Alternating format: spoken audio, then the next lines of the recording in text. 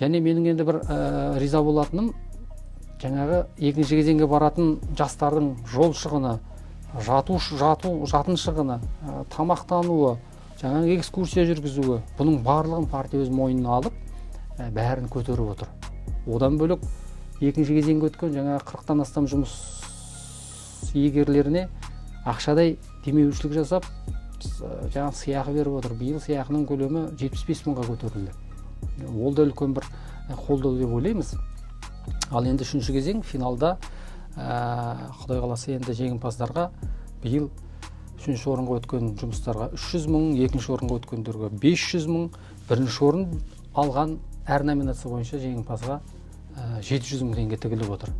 Бұл үлкен қолдау жастарға деп есептейміз, және 12 үміткер Құдай қаласа осындай сыйақыға қол жеткізеді.